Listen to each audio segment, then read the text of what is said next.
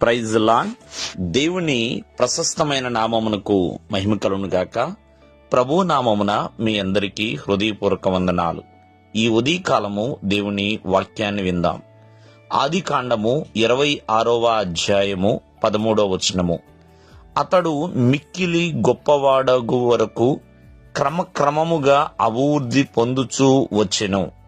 ప్రియమైన వర్లరా, ఇక్కడ భక్తుడైన ఇస్సాకు గురించి రాయబడిందండి. ఇస్సాకు ఒక పరాయి దేశంలో ఉన్నాడు. ప్రియమైన వర్లరా, మరి అక్కడ అబీమెలెకు రాజుగా ఉన్నాడు. మరి ఆ దేశంలో ఇస్సాకు మరి చక్కటి పంట పండించడం ప్రారంభించాడు. పొలాన్ని సేద్యం చేస్తున్నాడు. మరి అక్కడ అతను ఎలా అభివృద్ధి పొందాడంటే ఒక క్రమక్రమముగా ఒక ఆర్డర్లో తను వెళ్ళాడు. ప్రియమైన వర్లరా, చూడండి, దేవుడు అతన్ని ఆశీర్వదించాడు. ఆ మనుషుడు గొప్పవాడయ్యాడు. మరి ఆ గొప్పవాడు మిక్కిలి అంటే బహుగా అతను ఫలించగలిగి ఉన్నాడు.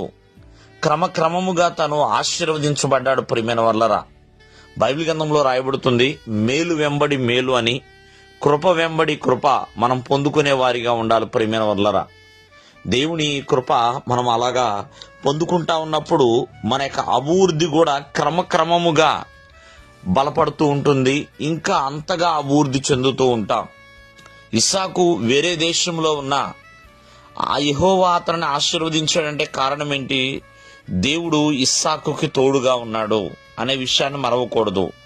అలాగే ఇస్సాకు కూడా దేవుని యందు విధేయత కలిగి ఉన్నాడు అనే విషయాన్ని కూడా మనం దృష్టించాలి. ప్రియమైన వర్లరా, ఇస్సాకు అంత క్రమంగా అభివృద్ధి పొందాడంటే కారణం ఏంటి? ఒక క్రమబద్ధమైన జీవితాన్ని తను కలిగి ఉన్నాడు కాబట్టి. కావున ఈ ఉదయకాలమందు అటువంటి చక్కటి ఆశీర్వాదం పొందుకోవాలంటే ఇస్సాకు వలె మనం విధేయత కలిగి ఉండాలి. ఇస్సాకు వలె ప్రియమైన వర్లరా ఒక క్రమబద్ధమైన జీవితాన్ని కలిగి ఉండాలి. అంతేకాకుండా ఇస్సాకును దేవుడు ఆశీర్వదించాడు కాబట్టి ఆ ఆశీర్వాదం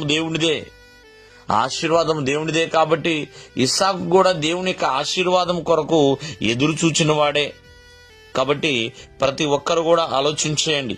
మరి ఇస్సాకు చాలా కాలం వివాహమైన పిల్లలు లేరండి, అయినా దేవుని కొరకు ఎదురు చూచాడు. కావున ఈ ఉదయకాలమందు ఇస్సాకు వలె ఆశీర్వాదం పొందుకోవాలి అంటే దేవుడు ఆశీర్వదించేంత వరకు కూడా దేవుని ఎదురు కనిపెట్టాలి, ఎదురు చూడాలి. ప్రియమైన వర్లరా, ఎందుకంటే దేవుని మాట తను విన్నాడు, విధేయుడుగా ఉన్నాడు. చిన్న వయసులో ఉన్నప్పుడే తను విధేయుడిగా జీవించినవాడు కాబట్టి అబ్రహాము దేవుడు, ఇస్సాకు దేవుడు, యాకోబు దేవుడుగా దేవుడు కొనియాడబడ్డాడండి. అటువంటి గొప్ప భాగ్యాన్ని దేవుడు ఇస్సాకుకి అనుగ్రహించి ఉన్నాడు. దేవుడు మిమ్మల్ని ఆశీర్వదించును గాక. ఆమేన్.